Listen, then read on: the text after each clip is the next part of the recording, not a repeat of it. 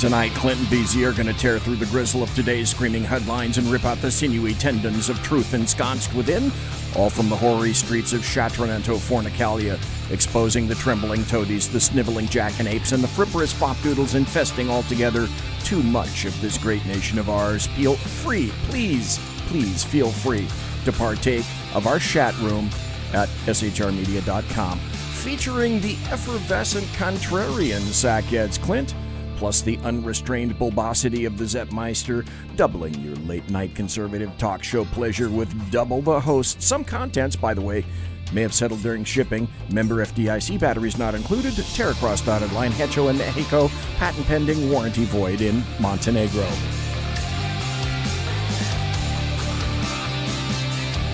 Tonight, Clint and BZ talk about a veritable gaggle. No, a shrewdness, a murmuration, an obstinacy, a warren, a pandemonium, a gaggle, a muster, a covey, an unkindness, a maelstrom, a knot, a shiver, a murder, an intrusion, a smack, a hive, a prickle, yea, a veritable cauldron of topics. Yonder, across from me, sits Sackheads Clint, and I'll be your server and otherwise obese somnambulist tonight. Reprobate for tonight. Whoa! You can't reprobate. We're on camera. Okay, thank you. You can get arrested for that in most jurisdictions. Okay, by the way, live. I would like to... Unless you go become a pay site, then you can reprobate in front of the camera all you want. That's true. And listen, if you can't make money, what's this society look, I'm about? not judging. It's a capitalist society. Folks, this is... For now. This is new. Yeah, for now. This is new on the Chat Show, so I just want to tell everybody that we no longer take American Express and personal checks. Okay, remember this is an exhibition, not a competition. So please, no wagering. I got a Clint story. Do you? I do. I do. I love Clint stories. I need to hear Clint stories. I want to hear Clint stories. Is it recent? Very recent. Really? Yes. Yeah, so I was at lunch with a couple friends. Okay. And lo and behold, down comes the track. There's a train coming. Okay. Down the tracks. And I like trains. There's no crossings or anything. It's kind of an elevated, little elevated portion, I guess. Okay. Near where I was, a great barbecue joint that a couple of good friends invited me to. I was very fortunate. That was nice. And as the train's coming, I decided to be a jackass and begin. Do you remember the symbol you used to give when you were a kid riding in the car for a big rig? Trucks? For trucks, right? Yeah. Where you'd pump the fist. Yeah, I don't know if they do that anymore, but kids in the day used to sit in the back window, and as your mom and dad passed a truck, you'd sit in the back window. Okay, this is a visual, so I guess maybe I ought to change the screen. This is visual. You'd sit in the back of the car, the truck, and so the trucker could see you, and you'd make the up and down motion. Yeah, like the pump, like a fist pump, right? Yeah, because they used to pull a cord. Right, the cord to pull the air horn. Was above that. Yep, it was. Now I don't know what. I think it's probably just a button or something, and that'd be a lame pointer finger action. But it would be a cord. Remember, it's hanging, and they'd pull the cord. And they would. A lot of truckers would, and they'd think it's cool, and they'd thumbs up. And the kids would go nuts if you were a kid in the back of the car, and the dude went. Well, I was like a damn kid today, BZ. Really? Because I saw this train coming. Okay. And if you could picture me in all my big-nosedness. I can picture that. And pumping my fist up and down like a damn kid. And not just pumping my fist up and down. Dare I say it looked probably like a rain dance, I'm guessing. Because I was also hopping up and down. You were very active. You were very motivated. And I don't know why I was so damn excited about seeing a train, because I'm a grown man, but I guess I didn't expect to see the train in this location. But it was cool. Right. And I'll be damned if he did not start blowing that damn horn in reference to my fist pumps. And I laughed and like thumbs up, and he stopped, and then I'd pump my fist again, and I'll be damned if he didn't lay on that damn train horn again. Probably pissed everybody off in the entire area, but I thought it was great. The funny thing is, I don't know if this is where you were, but in the Sacramento area. No, you can tell people that you were a witness to this. Okay. All right. But here's the difference. And here's what was cool about it is you have an adult, Clint, in a parking lot And I'm standing there watching him, and we're watching on the train just went over an overpass, and it's elevated. It's about 20 feet above the parking lot where we're standing. And the conductor sits in a train in the locomotive on the left side, the engineer is on the right side. So we can't see the engineer, but we can see the conductor because the dude's got his window open. Yes. And so you probably were. You were probably making eyeball contact with that dude. It was great. Up in the cab. And then I'm watching him watch you, and his neck is swiveling as he's passing. So that's how I know he's fucking watching you, dude. He sees what you're doing. And so the cool thing about this is he doesn't just go, a little bit. No. He goes, And I happen to know for a fact there's no crossing ahead of there. He's doing that just because Clint wants him to. Oh, it was great. It was great. I love the hell out of that. That was so much fun. In chat, welcome to the Alaskan, welcome to Dave Milner, welcome to Kaiser, and welcome to One Viewer. One viewer. I'm going to play this just because the game tonight, and if folks, if you're watching, I pre-recorded this earlier from the game, and if I think the game ended, but I wanted to let folks know that this is the East-West game. And thanks for listening and coming over to the Sackheads. And it was a great game, and I really appreciated it. I enjoyed it, and here's kind of how it went. Hi, everybody. I'm Dave Stasson, alongside Jeff Worthing, and welcome to the annual East-West Bowl, as we get ready to watch some of the best college players in the nation showcase their skills in a classic showdown between East and West. And there really are some characters on this year's squads, aren't there, Jeff? That's right, Dave. It does seem like the most flamboyant personalities came to the forefront, and they are here. Let's meet the players from the East.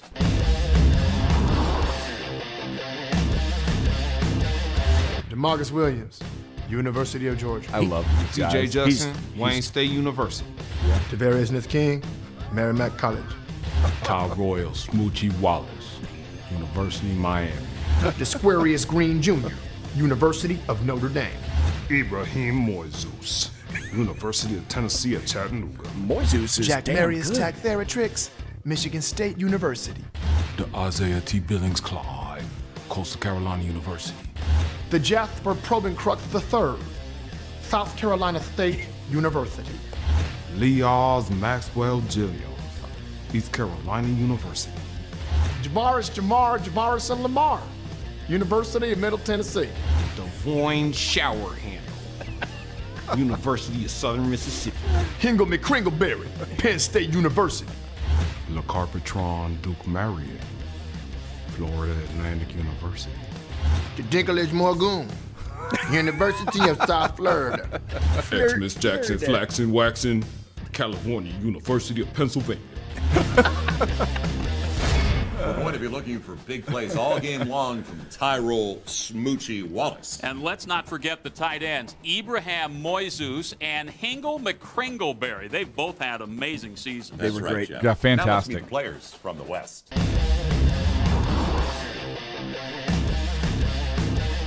Vegetarian Jefferson, Texas A&M.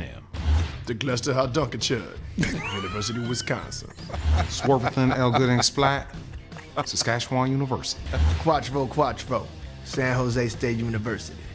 Oshmataz Buckshank, Stanford University. These are 12 Washing Beard, Jones College. Shakira Kwan TGIF Carter, University of Northern Arizona. X-Wayne at Aliciousness, Missouri Western State University. Sequester Grundleplith MD, Adams State. Scoys Velociraptor Malois, South Dakota State University. Damn good dude. TJ AJ RJ /4th the 5th, Albion College. San Diego State University. Donkey Teeth, Boise State University. Torque. Lewis, Nevada State Penitentiary. Player formerly known as Mouse Cop, University of Missouri, Columbia. Dan Smith, BYU.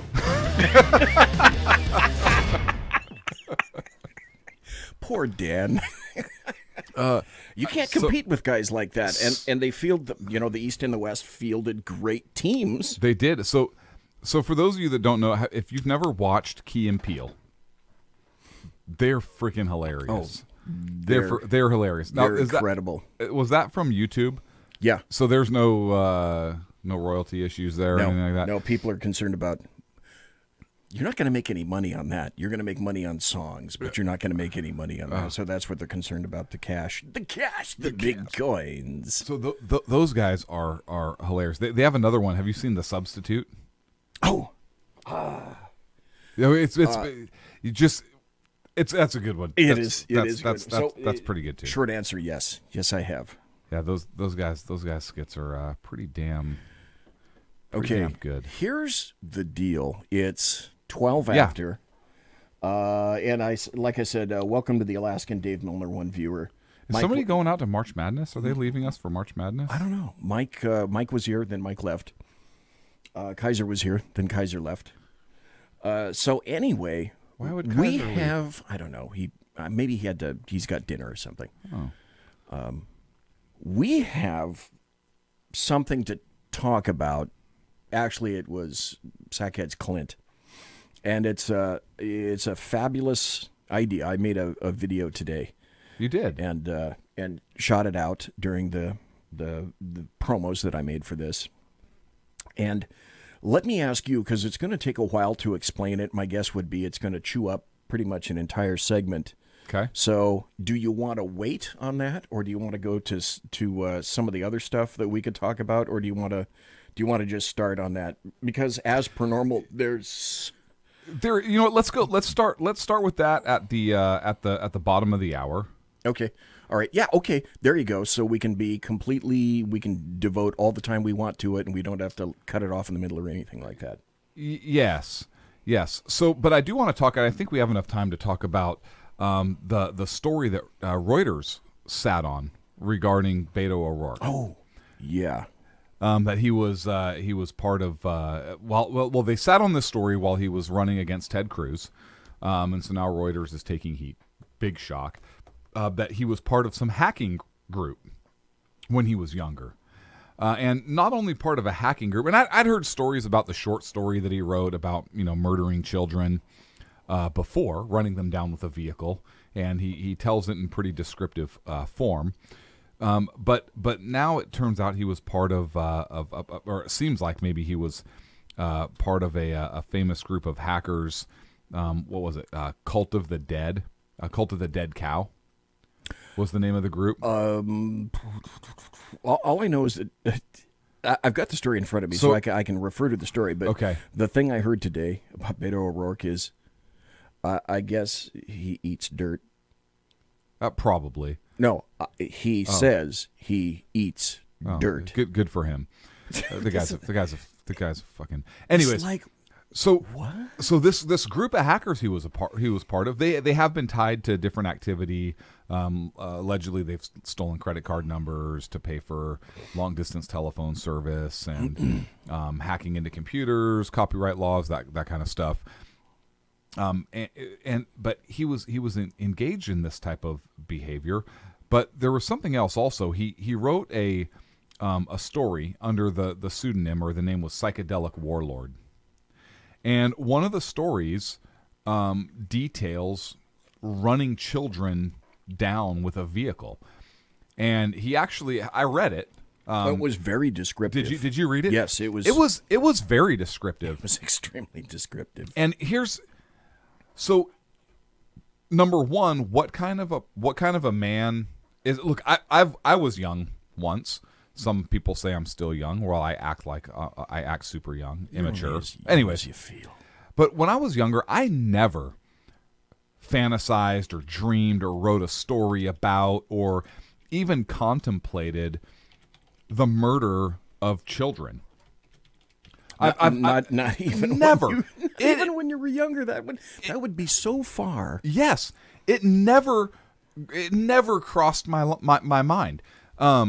And so to hear that this guy not only thought about it, but wrote a story about it and then got very descriptive with it. It seems to me that he really thought this out. Like he really thought about it, envisioned it, what it would be like, what would the sound be like, what would it, and describing wanting to do it. And he didn't write about it in like, I don't think he wrote about it in like a third person. If I'm recalling, I think it was first person. I think it was first person. And I saw some kind of a cut where he either was reading it live or he was describing it himself. So to somebody interviewing him. Look, what is the difference? Because we have in rapid mass murder attacks now, it's no longer just the gun. We have people using edged weapons, so knives, machetes, whatever it is, to commit rapid mass murder, to commit these. We had one here in California, UC Merced. Sure. Right? Terror ties, it seems like there was those undertones, if I'm remembering it right. Started an active killer attack. We've had the very first the school shooting. They had didn't they have bombs that they made? Not just guns. Oh, in Columbine? Yes, yeah, Columbine. That wasn't the first school killing, but yeah, they did. They had bombs. The one that made everything popular. The first big one, right, in '99, that everybody wanted to emulate. But look, this type of violence went back from I think it's the Enoch Brown schoolhouse killing. I think somebody I'm sure can check me on this. I think it's, but it was several school children and a schoolmaster were killed in an edged weapon attack, and that was when Pennsylvania was still a colony. So this type of violence isn't new. But my point is, we have vehicles being used in attacks now, right? We saw Charleston, North Carolina. You've seen attacks in Europe with vehicles. We had a guy at the Capitol who drove a truck. Yep, up the Capitol steps. Drove a truck up the Capitol steps. Now that his motivation wasn't to necessarily kill as many people as possible. No, but you still he still tried to run some people over. But we're seeing these active threats now with vehicles. Oh, the guy down in Southern California killed the first 3 victims in an apartment with a knife. Then he was pissed off because he couldn't get a date from the people, so he drives to the sorority house. Active shooter attack. Attempts to run people over with his vehicle and shoot them from the car. Wow. So his daddy was a producer or a director or something like that online. So we've seen vehicles be used in these same types of attacks that we're seeing firearms be used, these rapid mass murder attacks. If Beto O'Rourke had written about shooting those 2 school children, or if a conservative had written about that, or if a Republican had written about running school children over, you could bet that would be all over the place. That would be all over every news outlet. That would be everywhere. And people would be, and rightfully so, people would be completely outraged. Well, these days, things are way different. That Republican or that conservative would not be able to hold office. And you know what? Rightfully so. There is no way that a Republican who wrote an article like that gets to go on and announce candidacy for president of the United States. They'd be smeared first, and rightfully so. And they would be. Would we agree on that? Somebody would go out of their way to make sure that they got doxxed as well. Would we agree? Guaranteed. And I disagree with doxing. That's bullshit. Oh, they would. But would we agree? They would do it. That if a Republican had written some crap like that they should be put on Front Street. They shouldn't be allowed to hold office, because what kind of a person thinks about that? Well, would we agree on that? Oh, yeah. The environment today has changed greatly in just 10 years in something like that, whereas before people might have gotten away with saying, well, that's just a kid. You have to ask the question, should someone running for that kind of an office be able to get away with language like that? Look, I don't think I'm careful when I say somebody should use proper language. I would say somebody running for any public office like that shouldn't write about a subject matter like that, particularly from the first person point of view, or from having a fantasy or a thought or an ideation or a fantasy or a what if. I don't think somebody with that type of outlook, I guess, or that type of somebody who's willing to delve that deep into what it would feel like to commit a murder of children, that person, in my opinion, is not of the character that needs to be the president of the United States. I mean, this isn't calling somebody a jackass. This isn't the first thing that you would want to do. My guess would be is refer them to some kind of psychiatric absolutely outreach. Yes, something like that. That's how it goes today. Under what Democrats are pushing for gun control legislation, something written like that with that type of ideology would warrant somebody a mental health evaluation. You want to talk about red flag? Yeah. He'd have his ass red flag. Yes. But could you imagine if President Trump, some writing came out like that from President Trump, people would be like, oh, we knew it. This guy is actually talking about committing that type of violence. And so the fact that Reuters sat on this, and then he was a hacker on top of it all, part of an organization that is rumored to be involved in criminal activity. I don't know if anything's ever been proven up against that organization, but the suspicion is that they're involved in criminal activity. Well, he had his little DUI. Nobody mentioned that as well. Yeah. So how is it this guy? And this guy is clearly a narcissist. Clearly, it's all about him. Let me ask you a question. Sure. After reading his stuff and watching him and listening to what he's saying, to me, I know what I'd be thinking and saying.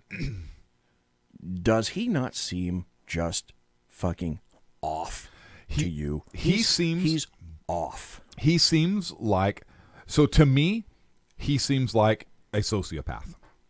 And just when he seems like there is an emotional disconnect between the words coming out of his mouth and what's going on inside his brain. I'm not a psychologist. I'm not a doctor.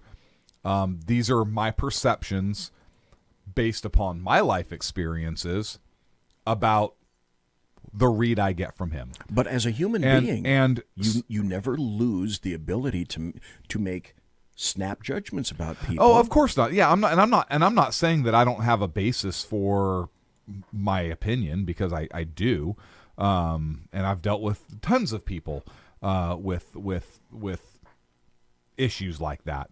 But he seems to me to have a sociopathic personality, and you take that kind of disconnect between what he's saying and what he's emoting, or a lack of emote, and the words that were written when he was younger about killing children, and I think that, yeah, that's somebody who is potentially dangerous. I don't know. Has he been evaluated? Has he? And I don't know this. People talk about Trump, mentally unfit to hold office. Well, here you have a guy talking about what it would be like to murder children by running them down. And I mean, so I don't want to go too far into the intangibles about, an emotional disconnect between words and what he's emoting. Okay, but I think you have. But that plays a part. I think you have a really good point. And here's why. You and I have a vast experience library, I guess you could say. And you and I don't look at things and take them individually. Right. We step back and we take them in totality. Mm-hmm. So in terms of the totality, okay, so he eats dirt. Okay. So he got a DUI. Okay. So he wrote a story about hitting children and watching them splatter and scatter and break his windshield as he strikes them with an automobile. Okay. That makes me angry just to hear. So he's, here's from the article. The hugely influential Cult of the Dead Cow, jokingly named after an abandoned Texas slaughterhouse. This is what they do. They're notorious for releasing tools that allow ordinary people to hack computers running Microsoft Windows, also known for inventing the word hacktivism to describe human rights-driven security work. Members of the group have protected O'Rourke's his secret for decades, reluctant to compromise his political viability. And in a series of interviews, CDC members have acknowledged O'Rourke as one of their own.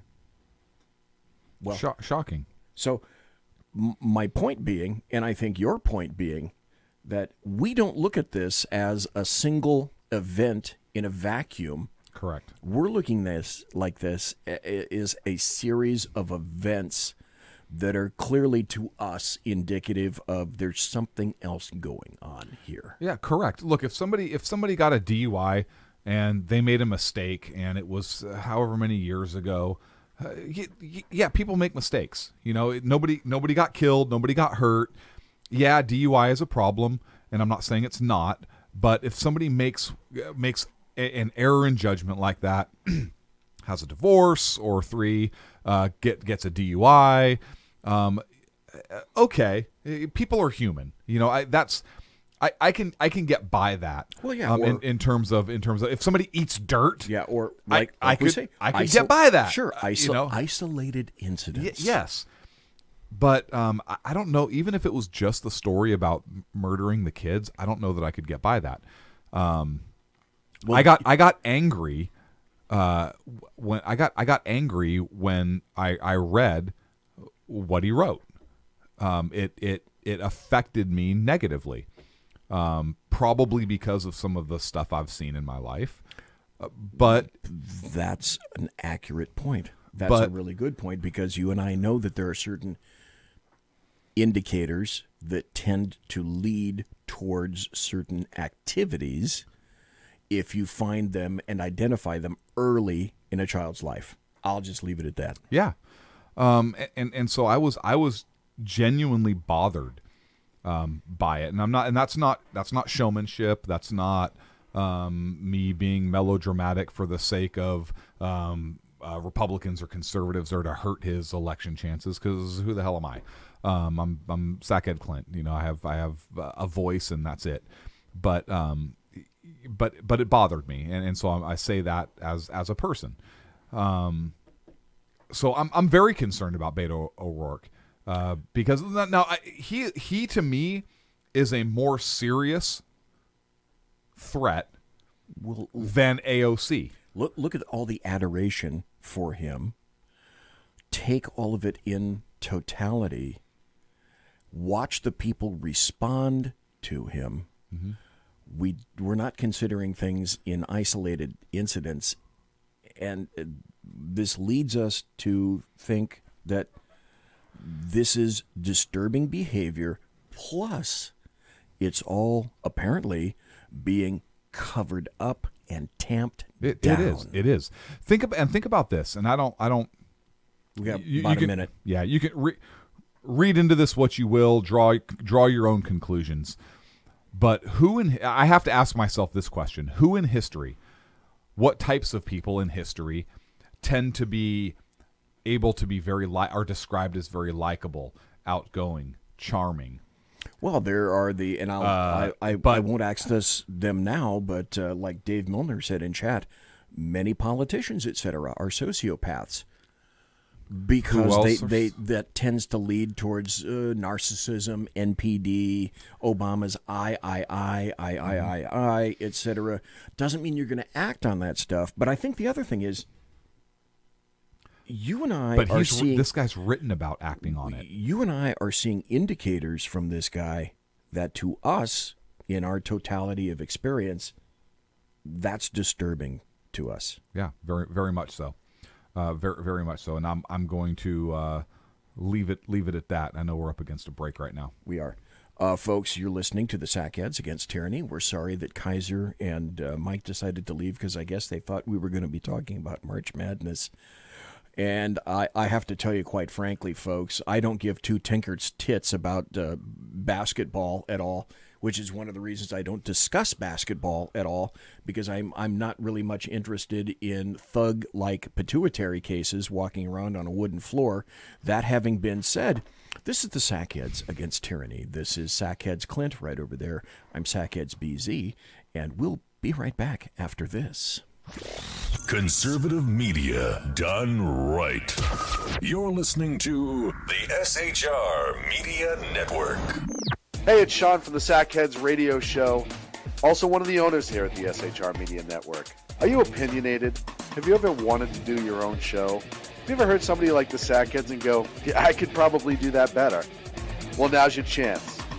Send me a 5-minute clip at sackheadsradio@gmail.com, and maybe you can be part of the SHR broadcasting team. sackheadsradio@gmail.com.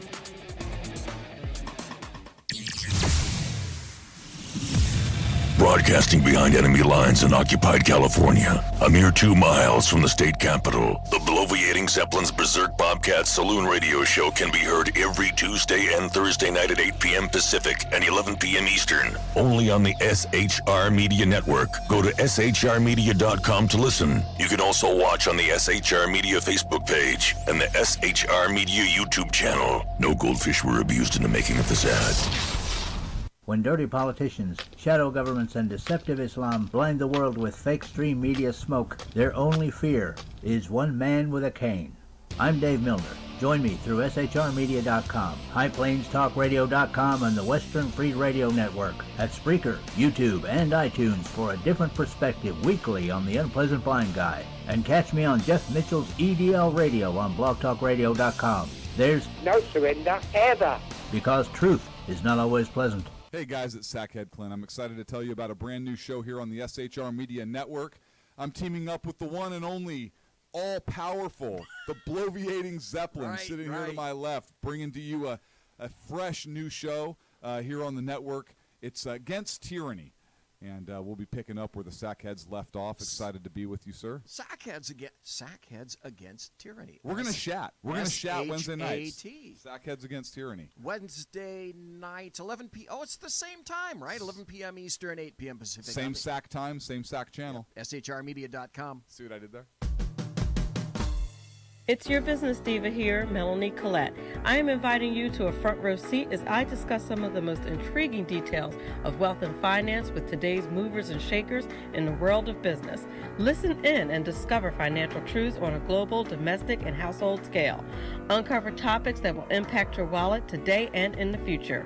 Money Talk with Melanie airs Monday through Friday, 5 p.m. East, 2 p.m. West, right here on SHR Media and High Plains Pundit Talk Radio. You can't afford to miss it. Human by race, Christian by faith, American by nationality, and conservative by choice. Reverend Ralph J. Chittum Sr. is the right guy on SHR Media from 8:05 to 9 p.m. Monday through Friday. And if on the rare occasion I am ever wrong, I will still always be right. The right guy on SHR Media. Hey, this is Michael Wright. And I'm Shannon Wright.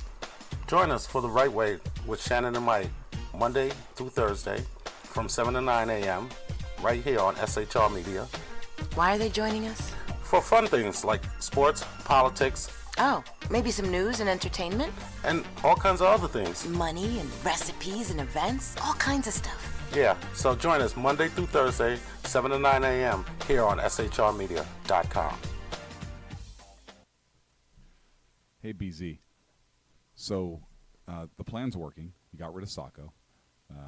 Sean is now stepping away. I never even saw him.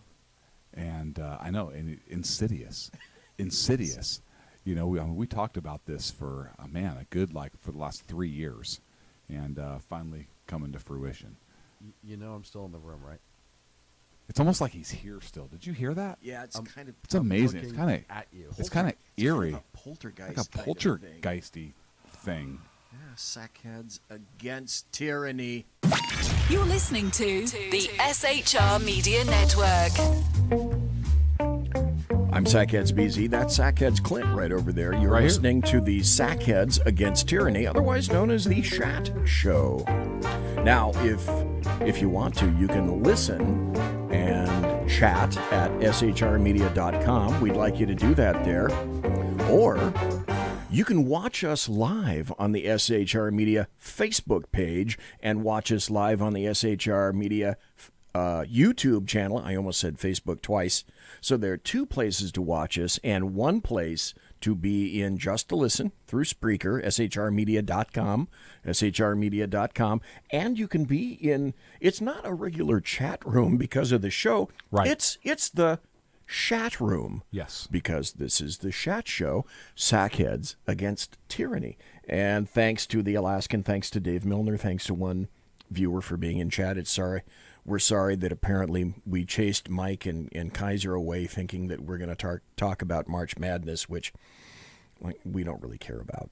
That was just an intro kind of thing to be funny. Well, yeah. Now, we had a Clint story. We started the show off with a Clint story. It was a great Clint story. I was there, and it was a lot of fun. Harkened us back to being kids. Yes. But at lunch, and we discussed this in a fair amount of depth afterwards, where the impact kind of became more serious.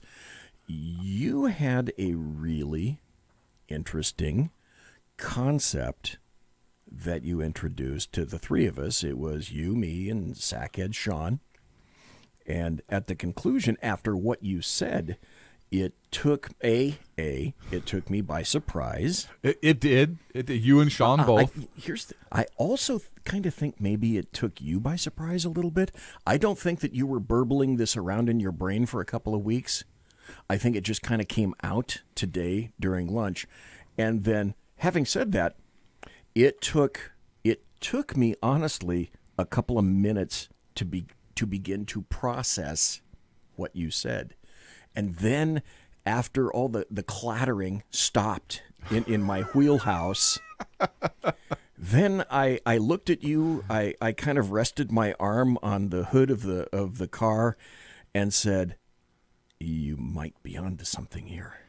I think first you said something like, that's the most underhanded thing I've heard, or something of that effect. But I also said, to which Sean completely didn't want you to say. No, he didn't want me to acknowledge this. I said, that borders on brilliance. Yeah, you did. So here's, I was thinking about this for probably about a good 20 minutes before I opened my mouth. This wasn't something, you're right. This was not something. I think it just popped right into your brain. About 20 minutes previous. But that's it. Like I literally had a few minutes, and because we were talking about, we talked about a bunch of stuff, but it popped into my head at some point, and we were on talking about other things, and by the time we were walking out the door. You may have been formulating it at the lunch, but you didn't drop the bomb on us until we were out in the parking lot. And then the train went by, and we had a load of laughs because of the train. And then you dropped this thing on us. So I don't even know how to tee this up. Good luck. That's why I'm throwing all this stuff. To yeah, you no, right now. I don't even know where to begin on this, but I'll say. I said, I think, and thanks for the drink again. By the way, my pleasure. My pleasure. I said, I think, and I don't remember how exactly I worded it, but I don't know if I said I wouldn't be surprised or if I think this should happen, but I want to pose this. What if Donald Trump did not run as a Republican for the 2020 election? And what if Donald Trump did not run as a Democrat for the 2020 election? What if he ran as something else? And that something else doesn't have to be like independent or anything like that. What if that something else is a federalist or a conservative or as insert term. Yeah. Blue dog. Yeah, whatever party name you conjure up. Yeah. A wig. I think Sean said that one. That's true. Bring back the wigs. Yeah, I think Federalist is great. I think Federalist would be a great one. When you said that, I thought, Federalist? Yeah. that's a term whose time has come. It really has. And here's why. So before everybody loses their stuff, here let me just paint the picture for how I see this going down and why I think this is potentially a very brilliant move for the president of the United States. And I said blue dog because that would really fuck the Democrats over big time. Yeah. Look, I think the Democrats are going to run so far to the left right now. Anyways, that's a whole different topic. But here's why. Donald Trump can come out and say, listen, I think by me being affiliated with the Republican Party as president of the United States, it is stalling Congress's ability to do their job. The country is greater than I. So for the sake of the country, I'm not running as either party. And I'm speaking as Donald Trump now.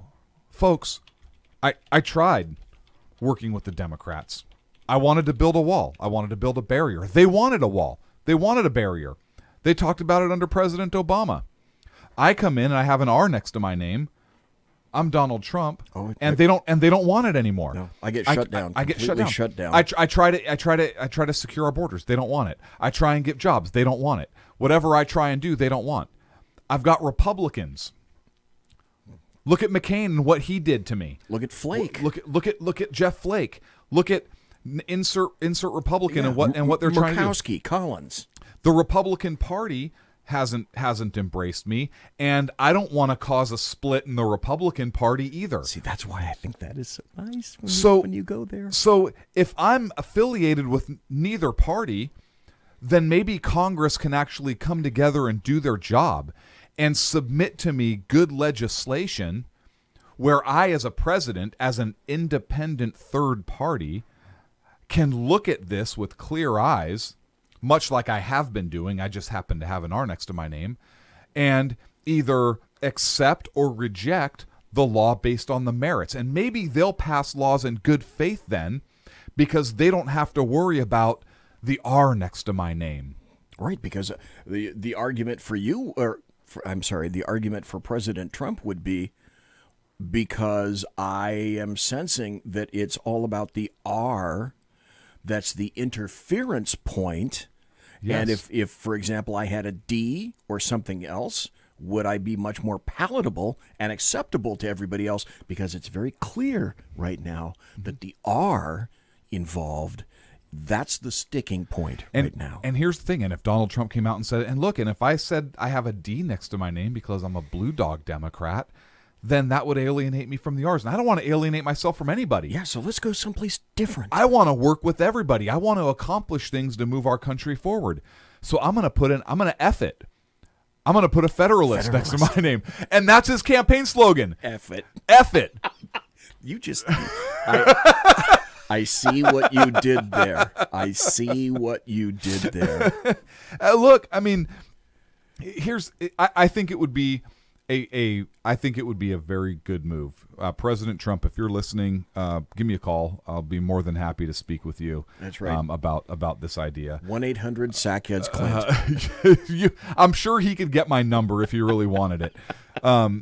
So, look, we talked about kind of Congress, what would happen. People might still not like him personally, but in terms of having the parties up in arms against him per se, I think if he removed himself, the public, here's my thing on this. If Congress didn't do anything at that point, oh, and by the way, I did say that he should tap Nikki Haley as a running mate, and I've said that before. Tap Nikki Haley. I see what you mean there. No, I didn't mean like. No, I actually did not mean like that. I think I have a lot of respect for her. Just like I wouldn't expect him to say, "I'm going to F Nikki Haley," like meaning to make her a federalist. Federalize, right? No, I wouldn't go there. But look, if Congress didn't do anything at that point, where he says, "Hey, look, you send me the laws, I'll sign it." If Congress still hated on him for that, I think that would put even more people behind President Trump. So then the next natural question is, okay, so the Democrats are going to run against him, period, but would the Republicans run against him then? if the Republicans ran against him because he was making himself a Federalist instead of a Republican, or would the Republican Party endorse a Federalist or insert whatever he decided to call himself, independent or whatever? Would they endorse that, or would they run a Jeb Bush? Would Jeb Bush pull enough votes away to make it to where Trump wasn't electable, or would Trump being independent would he still have his core conservative base, his core base of supporters? I think he would. And would he pull some of those blue dog, middle of the road Democrats away? See, we talked about that, and I brought up the issue of the time factor. If he were to do that, and for the sake of the argument, Clint, can we say, okay, let's say, and I want to address Dave. I want to address Dave real quick. I'm sorry, BC. I say Federalist because it kind of harkens back to the Federalist Papers, the argument for the Constitution, more so than the big government connotation that may be there today. That's the term.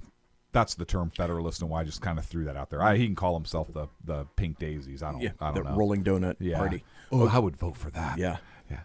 I actually one time thought about coming up with the Realist Party. Ooh, a Democratic Republican. That's pretty good. That's not half bad. I know. Okay, well, a Republicanic Democrat? Yeah. For the sake of the argument, though, let's say... I'm sorry to interrupt you, BZ. That's okay. For the sake of the argument, let's say, because we'll at least keep it consistent, let's say, okay, he chooses Federalist Party. Okay. What you and I already decided, and what I said is... Democratic, Republican, people would explode. Well... I submitted that once he made that kind of announcement, and the thing about him is that he doesn't need anyone to make that announcement except him. Yes. So he doesn't have to run it through a committee. Nope. He doesn't have to run it through a group. Nope. He doesn't have to run it through his office, a campaign, anything. He can go right to the people and make that announcement. Yes. I said that, it's 2019 right now. It's almost April. This year, 3 months have gone. Boom, like that. 2020, the campaign is here. Yes. The moment that he makes that announcement, I submitted that there would be at least a month of absolute turmoil, complete and utter chaos on both sides of the aisle, comprised of people who would be yelling and screaming that he could no longer do this or pull this or get away with this. Then the man in the moon, people would begin to instigate lawsuits. Guaranteed, both sides of the aisle would sue lose. him for what? Republicans would sue him because he has to stay? No, I'm just saying that there would be at least a month of people losing their shit. Yes. In the Northeast. Yes.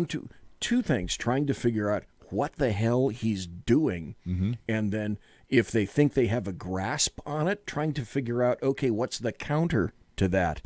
And it would be going on both sides of the aisle. Yes, it would. The Democrats would be trying to figure that out, and the Republicans would be trying to figure it out, doing the same, trying to do the same tally that you were, as in, okay, with that, how many people will he siphon off the Democrat side?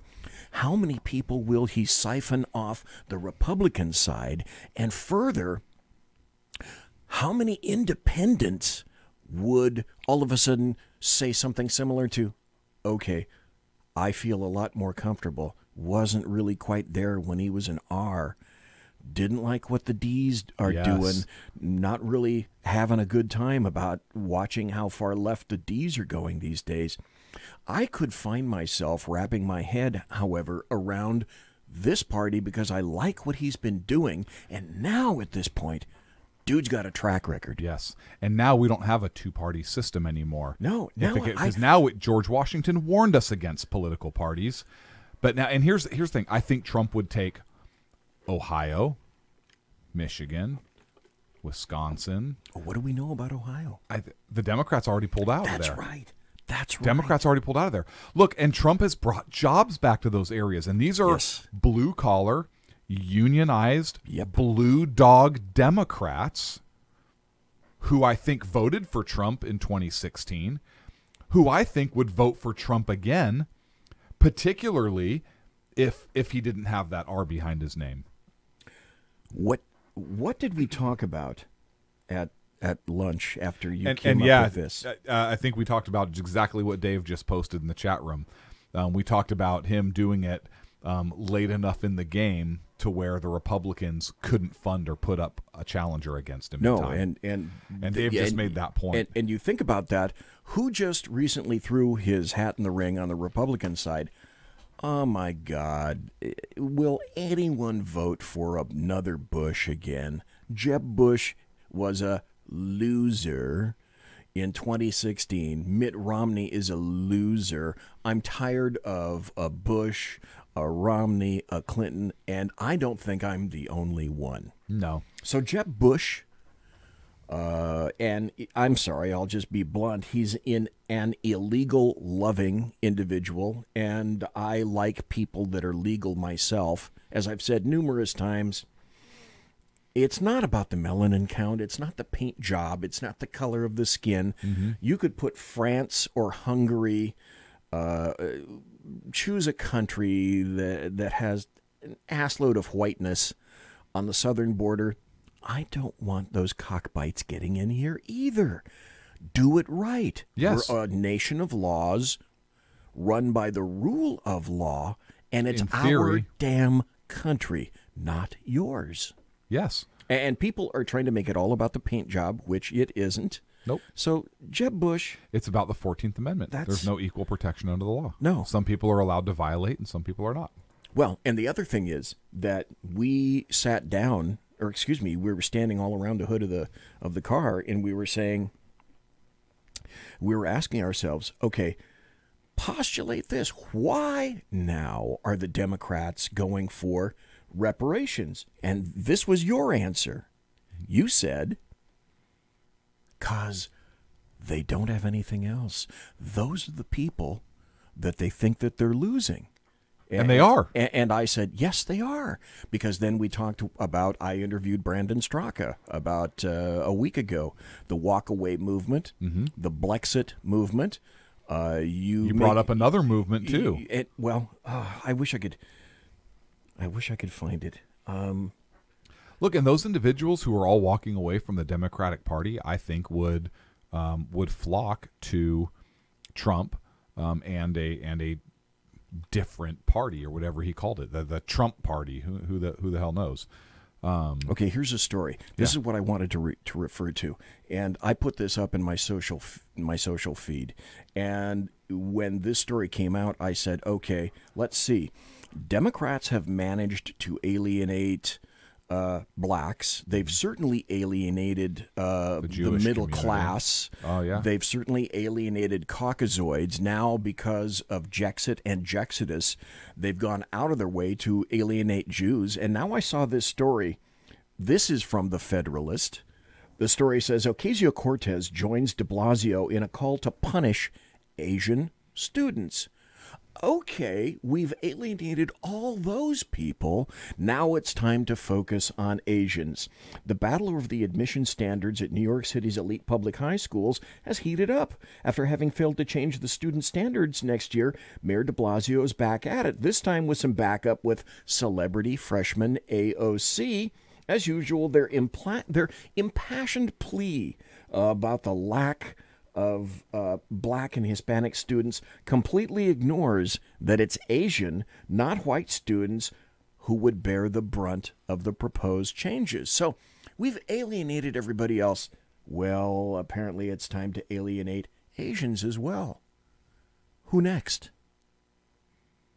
Who next? They'll find somebody. Oh, it makes you wonder. But that's why I thought when we're standing around right there, it's like, okay, the Democrats are going for reparations to try to bring and stem the flow of those that are going, Blexit, walk away, not having it anymore, not interested in you. And then they're going to, well, I found out this interesting little tidbit. There have been 5 presidents who have won by way of the Electoral College in all presidential elections. All of the president in the history of our history. 5. In 2000, it was Bush. Have won by what? Have won by way of the Electoral College. Oh, and not the popular vote. Okay, and what I'm trying to do is put this into perspective. So, because we've had 5 presidents who've won by the Electoral College, not by the popular vote, now it's time to kill the Electoral College, because clearly the overabundance of the abrogation of how we got people in there wrongly is by the Electoral College instead of the popular vote. And the reason I say that is, 2000 Bush didn't like him, so now we have to change the system. 2016 Trump, now we really have to change the system. Plus, we have to judge stack, we have to court stack. 9 justices, that's not enough. Now we need 15.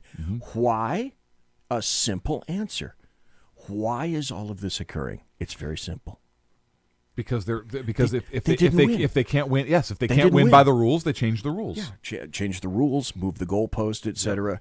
And this is can you see this, Clint, as anything but just a naked ass power grab? No, not at all. But I want to get back to Trump and the party thing.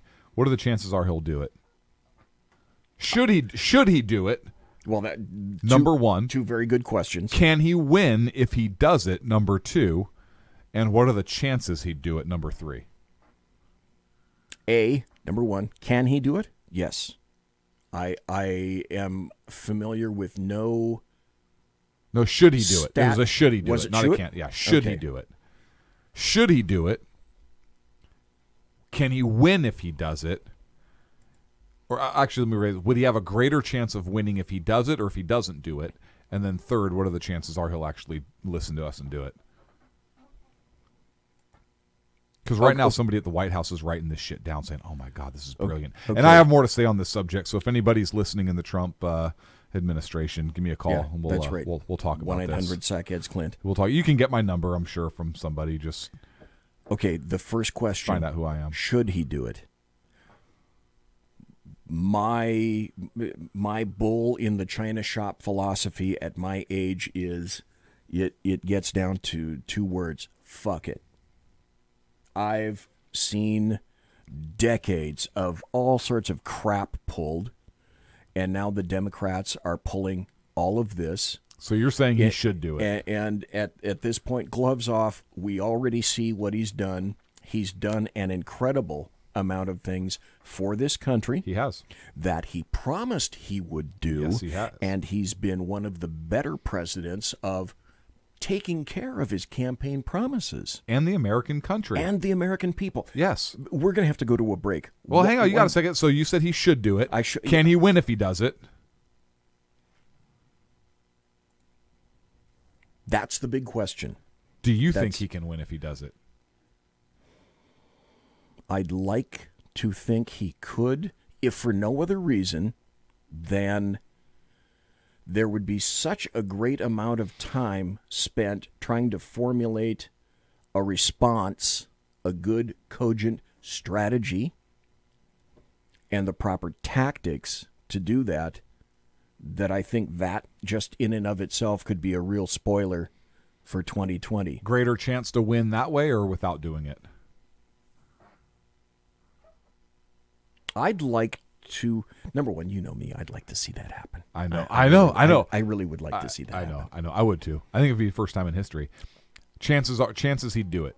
Give me an odds. Give me odds. Give me Vegas odds. I know you're not Vegas, and this really has no bearing on Vegas odds. Okay, if someone somehow managed to get to him and make some kind of a presentation to him in depth, privately, and explain the vast array of options and choices that he would have politically, and I think that would appeal to him, all the routes and places that he could go with this. Yeah. If someone could cogently set this down in front of him, I think he would give it a very serious consideration. I think he would too. I really do. I do. But it would take the right person in the right situation in the right time with a certain amount of people not surrounding him who would instantly, and I have no idea what's happening in the Oval Office, but I should imagine there are probably some people in there who are underminers themselves who would say, don't even give an audience to these people. I heard about what they're trying to propose to you, and you don't want to listen to this at all. If you could somehow get past the appropriate gatekeepers, I'd say that's a possibility. I think there's somebody in there who would listen to this and be like, oh, I got to freaking talk to him about this. I would submit yes. We're going to continue talking about this. Oh, you want to continue talking about it? Oh, hell yes. No, let's not stop now. We're going to take a break. We're going to come back because I think there are some more things to be discussed about this. Okay. There's tons of other stories, and I think they're going to keep. Okay. But I think this is a really unique idea. Only here. It's just only here. Only here on the Chat Show. Out of the brain of Sackheads Clint, augmented by the bulbous BZ. We're going to hit a break, and we're going to be right back. And we're not going to stop. We're going to continue to talk about this, and we'll kind of word salad it a little bit further. You're talking to, you're listening, I should say, to Sackheads BZ and Sackheads Clint. This is the Chat Show, the Sackheads Against Tyranny. Conservative media done right. You're listening to the SHR Media Network. Hey, it's Sean from the Sackheads Radio Show. Also one of the owners here at the SHR Media Network. Are you opinionated? Have you ever wanted to do your own show? Have you ever heard somebody like the Sackheads and go, yeah, I could probably do that better? Well, now's your chance. Send me a 5-minute clip at sackheadsradio@gmail.com, and maybe you can be part of the SHR broadcasting team. sackheadsradio@gmail.com.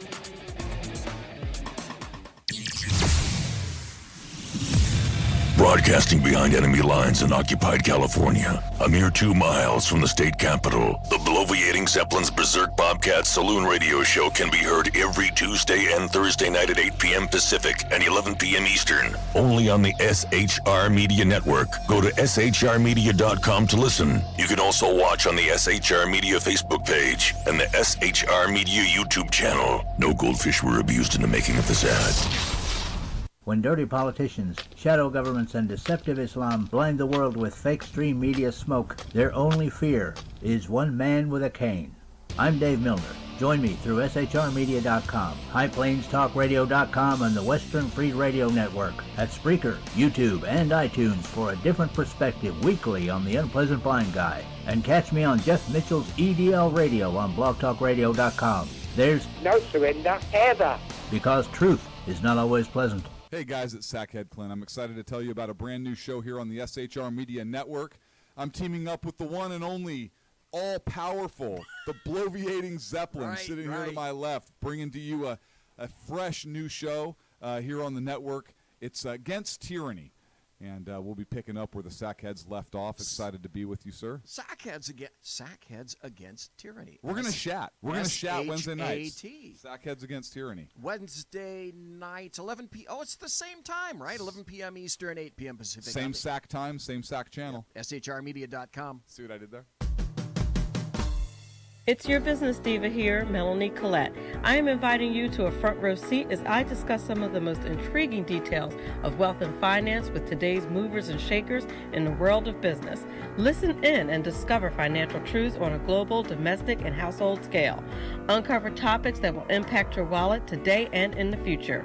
Money Talk with Melanie airs Monday through Friday, 5 p.m. East, 2 p.m. West, right here on SHR Media and High Plains Pundit Talk Radio. You can't afford to miss it. Human by race, Christian by faith, American by nationality, and conservative by choice. Reverend Ralph J. Chittum Sr. is the right guy on SHR Media from 8:05 to 9 p.m. Monday through Friday. And if on the rare occasion I am ever wrong, I will still always be right. The right guy on SHR Media. Hey, this is Michael Wright. And I'm Shannon Wright. Join us for The Right Way with Shannon and Mike, Monday through Thursday from 7 to 9 a.m. right here on SHR Media. Why are they joining us? For fun things like sports, politics. Oh, maybe some news and entertainment?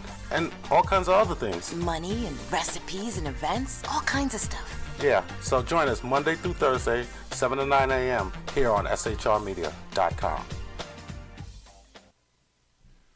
Hey, BZ. So the plan's working. You got rid of Sacco. Sean is now stepping away. I never even saw him. And I know, and insidious. You know, we talked about this for for the last 3 years, and finally coming to fruition. You know, I'm still in the room, right? It's almost like he's here still. Did you hear that? Yeah, it's kind of. It's amazing. It's kind of at you. It's kind of eerie. Kind of poltergeist. Like a poltergeisty thing. Yeah, sackheads against tyranny. You're listening to the SHR Media Network. It's the second hour of the Sackheads Against Tyranny show. I'm Sackheads BZ, the bulbous one. The contrarian is across from me, Sackheads Clint. I am not a contrarian. I know you're not. Yeah, that's like a line right out of Monty Python's Argument Clinic. Brilliant, absolutely brilliant folks for what they were doing at the time that they were doing it. Now, you had a great idea. We talked about it for the second half hour, and we're just going to kind of roll it over to the second hour here of Trump deciding that... I like the name of that party, the Clinton-esque Republican. What was the other? That's from the Alaskan one. What was the other one that was in there? The Democratic Republican. That was actually we actually had some presidents who were Democratic Republicans. Yeah. You remember them, you voted for them. Yeah. Okay. That was but not that long ago. That was only the mid 1800s. Yeah. Okay. Not the early 1800s. Let's not get confused here. You would have to go and find a good applicable party name, but for the sake of the discussion today, the Federalist Party or whatever the heck. Clinton-esque Republicans. Let's go with what Alaskan said. I like it. Okay. Let's do that. But let's break this down now, because I wanted to get your input on this. There are two ways. There are two folks that the microsecond that Trump makes this announcement, both sides of the aisle are going to shit Twinkies. We know that for a fact. So what do you think the Republicans would do to try to craft some kind of a battle strategy for this? And if they're crafting a battle strategy and they don't have long to do it, who would they get? Who would they have to embrace? So first, Jefferson to win. Jefferson, Madison, James Monroe, and John Quincy Adams were all Democratic Republicans. Just saying. Oh, okay. So I think that if Trump were to do this, first the Republicans, what would they do and how would they do it? You asked me Democrats first. So the Republicans. I think that here's what I honestly think would happen. I think that each party would try and paint him as still being a Republican because there's nothing else they could do about it. I think the Republican Party would say, yes, he says he's leaving, but he's done all these things that are Republican principles, and he's really one of us, so we're going to support him. And I think the Democrats would say, oh, this is just a gimmick. He's still a Republican. Don't let him fool you. And I think Trump would sit back saying, whoa. You didn't like the fact that I was a Republican, and now you're telling me I have to be a Republican. And you Republicans, you didn't like it when I was a Republican, and now you're asking me out to the party? Yeah, you didn't embrace me. It's like when your ex breaks up with you and you're like, no. I want to marry you. You can't have it both ways. You can't have it both ways. And I think you're right. I think that's what they would. What else? I don't know what else they could do. The Republicans would have to say, "Oh, he's going to continue being a Republican." Yes. Because hey, look, he had the R after his name. Yeah. The easy counter is, as you say already, the easy counter to that is, well, you didn't rally around me. I tried to give you the ability to run with me. To be a fellow Republican, because that's how I threw my hat in the ring. Yeah. As a Republican, you didn't like that. And he's got the perfect excuse right now, because he could say, listen, Senator John McCain, a Republican, hand delivered the Steele dossier over to the FBI. Right. And trying to undermine my candidacy. In an attempt, naked attempt to blow me up. John McCain, a Republican, hand-delivered so clearly, and he was a senior Republican, clearly the party doesn't... The party used to rally around him, sure. Yeah, I think it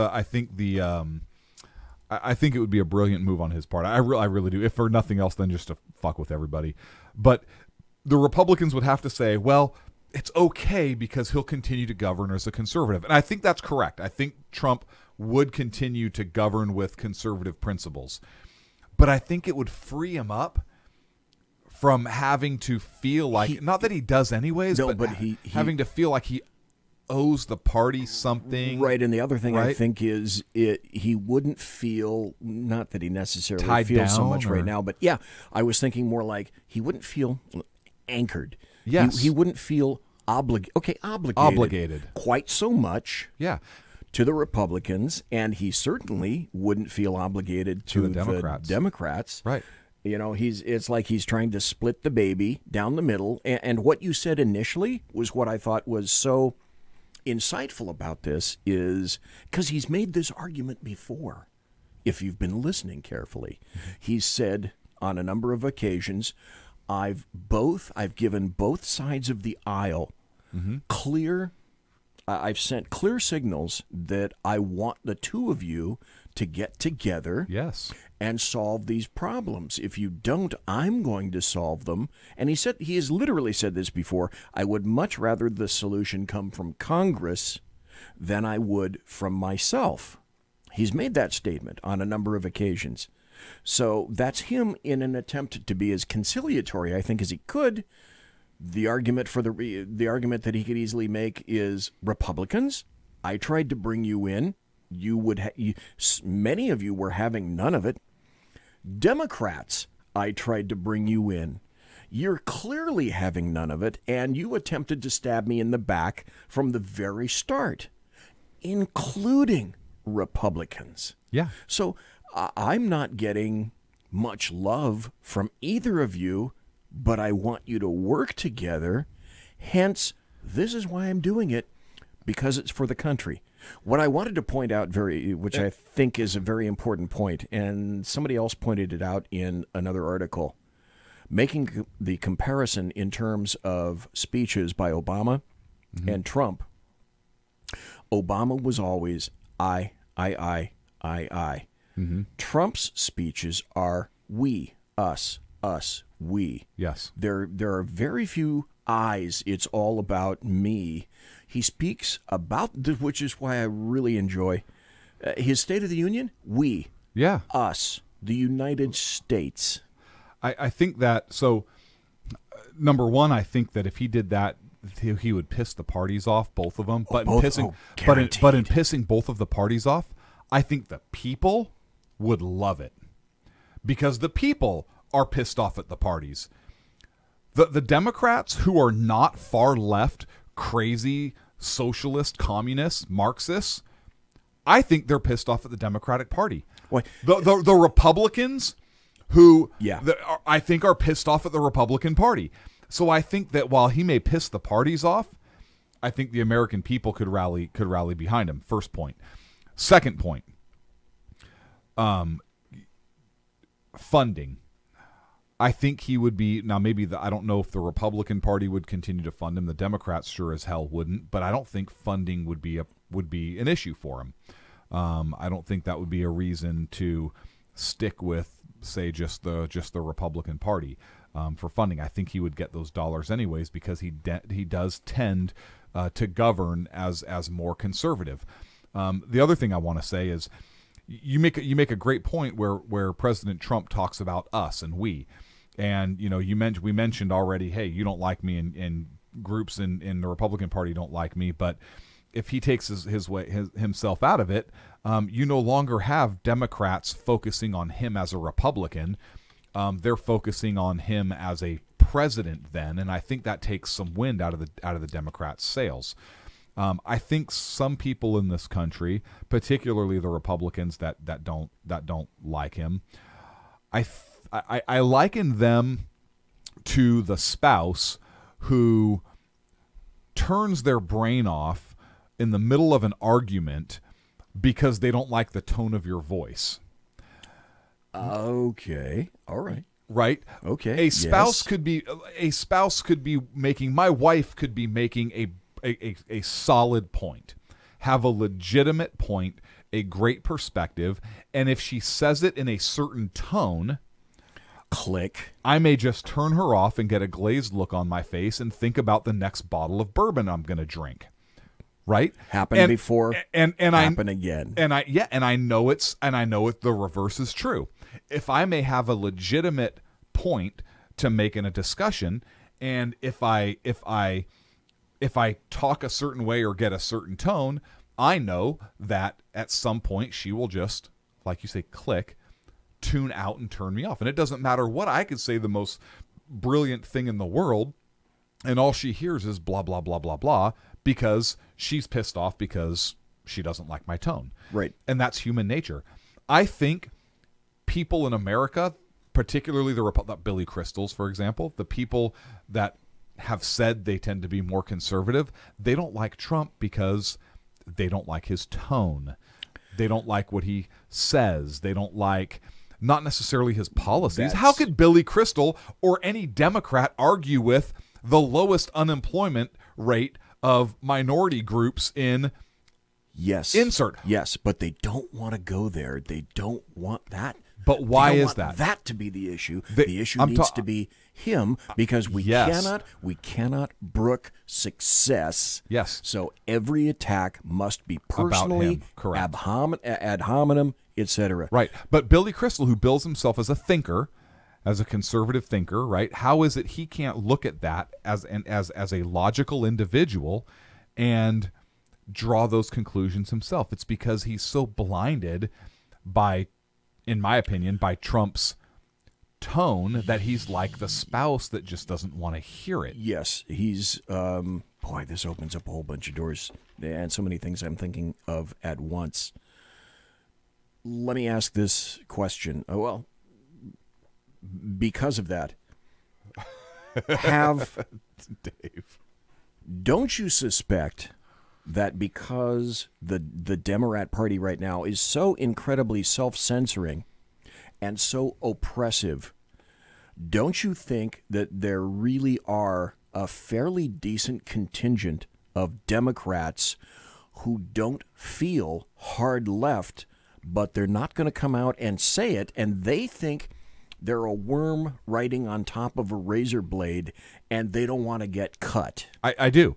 I really do. And because I think that we're so ingrained in this country, and we've talked about this before, to vote for the letter next to the name as opposed to the person who's running, that, and they kind of hold their nose and punch the ballot.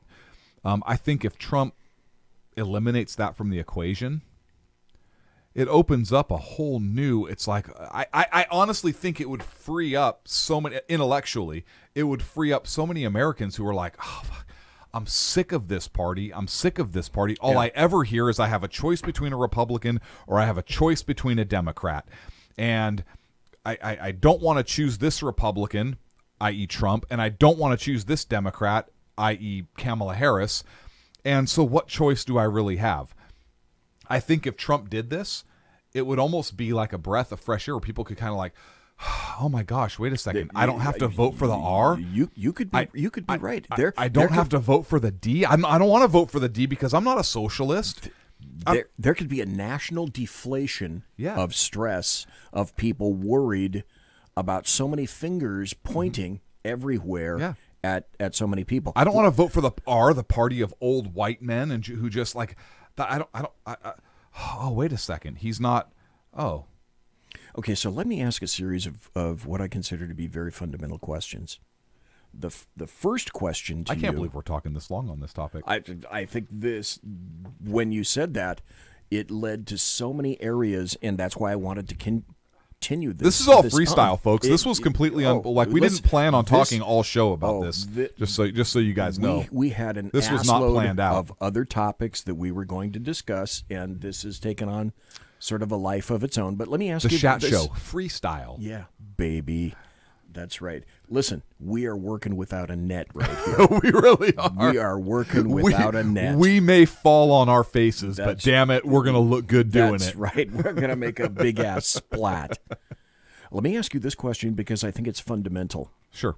The people that voted for Trump in 2016, no matter the letter behind their name, would he have the same people voting for him in 2020? In other words, that cadre of people that went 2016 on him, would they go 2020 with him too? I think that some will not. I think some of those are getting shaved off because they believe all the media hype because they're not independent thinkers. Because they think that he's capitulating to the Democrats? No. Or he's trying to be... No, because I think they believe I think they watch CNN, MSNBC. I think they watch other media outlets that paint him. They have, a 90% negative news cycle on him. I think that people just believe over time the negative media and they vote in, they get their news in snapshots as opposed to in-depth article reading. Oh yeah, so nuts, and I think those people will shave off votes. However, I think he's going to pick up more votes than he's going to lose because I think there were people that voted for Hillary Clinton that would be more amenable to him now. Yes, and the reason is I think those are your blue-collar, union, working-class individuals who didn't see their job go overseas, who saw a new factory open up or a new assembly plant open up. And they're so used to voting Democrat that they voted Democrat, and I think they're going to switch to Trump because the bottom line is in those swing states, people are seeing more money in their paychecks, and they're seeing their job or they got a new job. Our unemployment rate is the lowest now in how long, including minority groups. That I think when close to 50 years. I think when it comes time for re-election, people are going to look at that and say, you know what? 4 years ago, I didn't have a job. 4 years ago, I was working 2 jobs, and now I have a decent paying job at a factory with benefits for my family.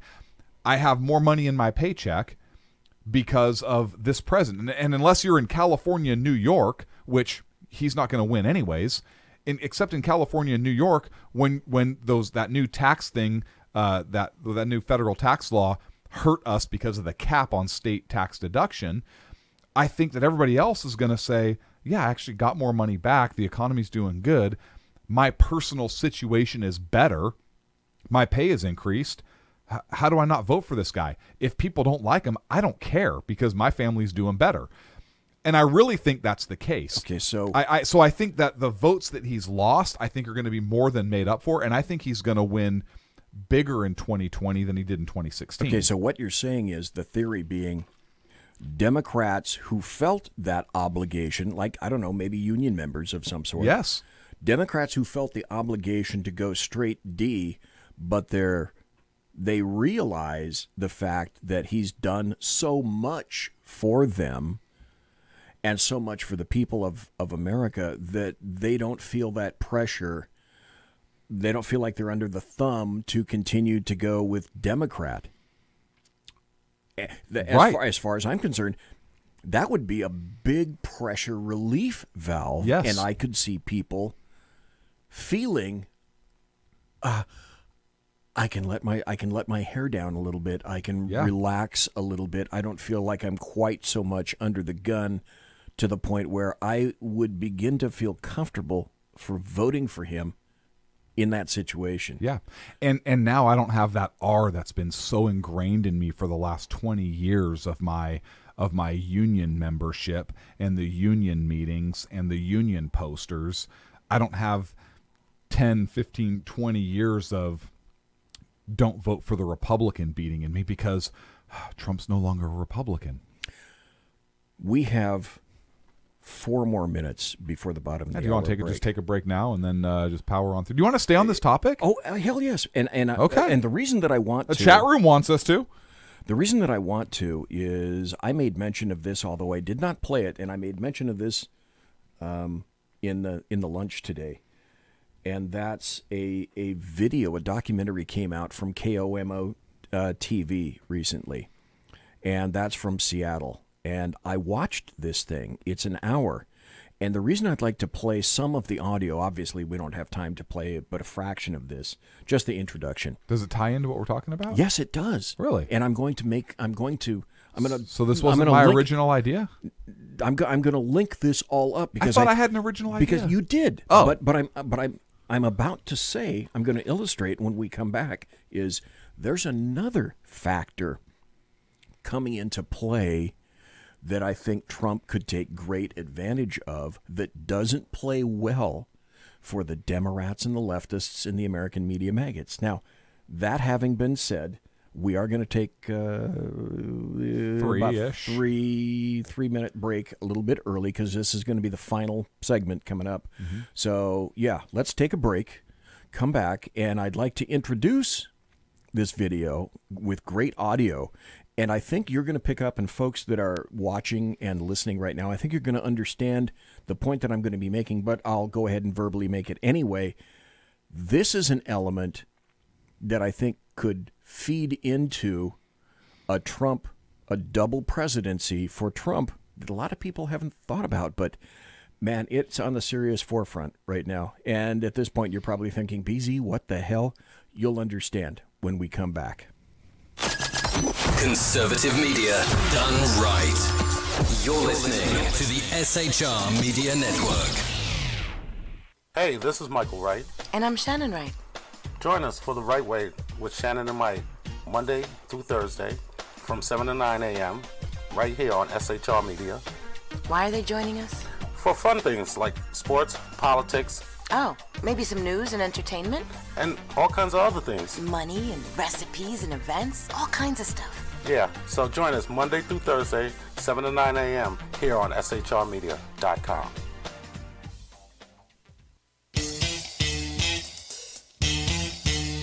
From a public locker inside a dilapidated Long Island rail station comes a show designed to piss off liberals using truth, facts, and ridicule. The Lid Radio Show, featuring the conservative voice from the People's Republic of New York, the Lid himself, Jeff Dunitz. Tune in every Wednesday at 2 p.m. Eastern, 11 a.m. Pacific on the SHR Media Network. Go to shrmedia.com. At Lid Radio, we fight for the truth, justice, and a good kosher T-bone. If you don't listen, Hillary Clinton might sneak into your bedroom in her housecoat late at night and blame you for her election loss. It's the Lid Radio Show with Jeff Dunitz.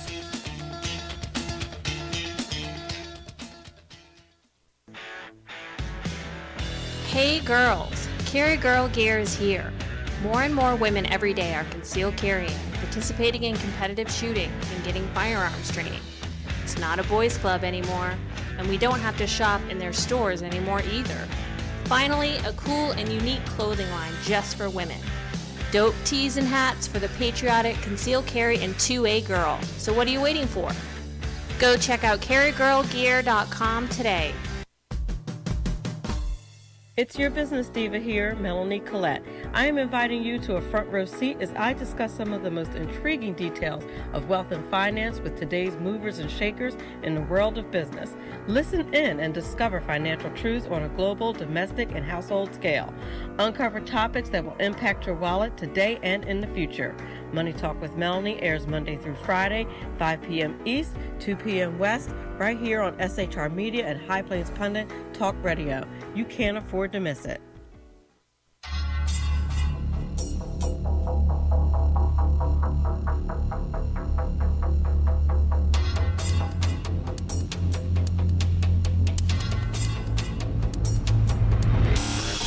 The new show on the SHR Media Network, Sackheads Against Tyranny. On shrmedia.com. Go there quick like a bunny, 11 p.m. Eastern, 8 p.m. Pacific, every Wednesday. Live and direct on the SHR Media Network. shrmedia.com. Be there.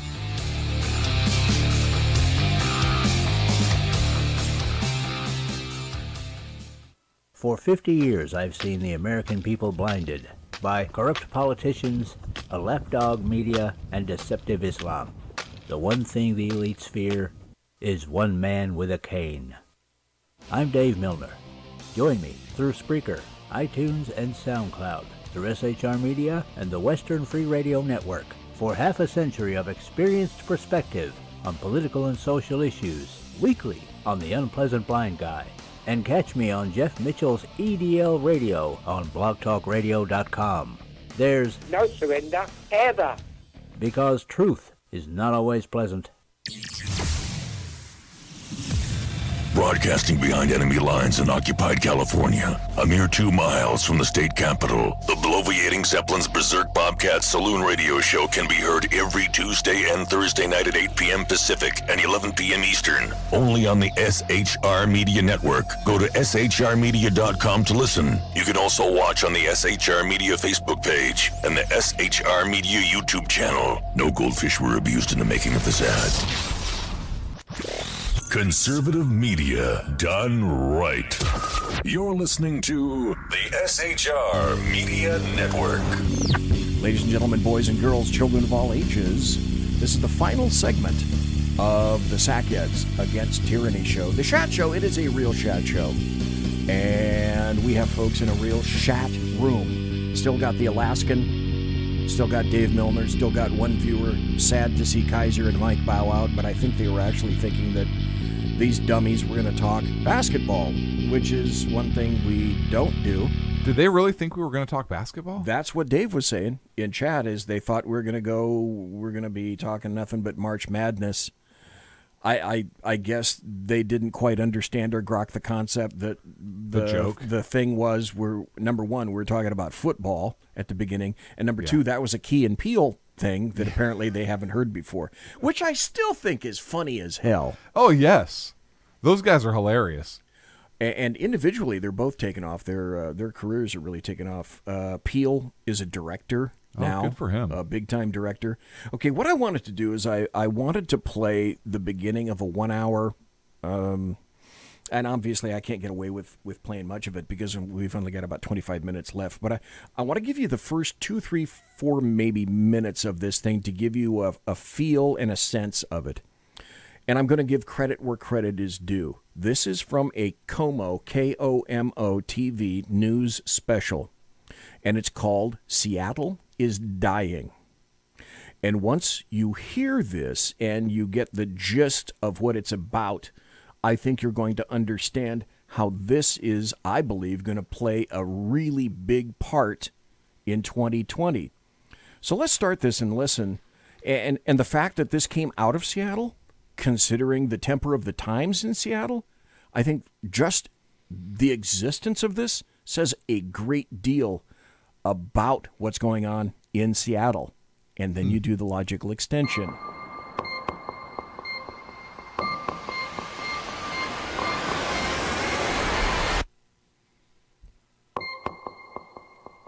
And it's the logo. It just says Seattle is dying. Homeless dude. Close Let me up. ask you something. What if Seattle is dying and we don't even know it? This story is about a seething, simmering anger that is now boiling over into outrage. It is about people who have felt compassion, yes, but who no longer feel safe, no longer feel like they are heard, no longer feel protected. It is about lost souls who wander our streets, untethered to home or family or reality, chasing a drug which in turn chases them. It is about the damage they inflict on themselves, to be sure, but also on the fabric of this place where we live. This story is about a beautiful jewel that has been violated, and a crisis of faith amongst a generation of Seattleites falling out of love with their home. And there's a guy crapping on the sidewalk. Great. There is another part of this story, too. It's about a solution, an idea for a city that has run out of them. And I ask again, what if Seattle is dying and we don't even know it? I drive my 12-year-old's carpool through Yesler when we do carpool, and it's a good talking point about, what they're seeing, what we can do to help, how we can make a difference. And honestly, at this point, I don't have a good answer for how we can make a difference. The last 5 to 10 years, it's not the place that I grew up in, and it's been really sad. Matt Campbell lives and works in Seattle. He's raising a family. What's that? Then vote some different people in there. Yeah. He's mad. It's gotten to a point where I'm embarrassed of it. I don't want to have my friends and family come here anymore. People didn't used to use the word embarrassing about Seattle, but if you listen closely, you'll hear it a lot now. It's embarrassing. This is one of the most beautiful regions in the entire world, and right now, with lack of a better word, it looks like shit, and it's embarrassing. Okay, let me stop right there. You see chat? Chat asked for the link to that. Oh, all you need to do is go to YouTube, and in the query box in the field for YouTube, just put Seattle is dying. Seattle is dying, because it's in YouTube. I picked this up off of KOMOnews.com.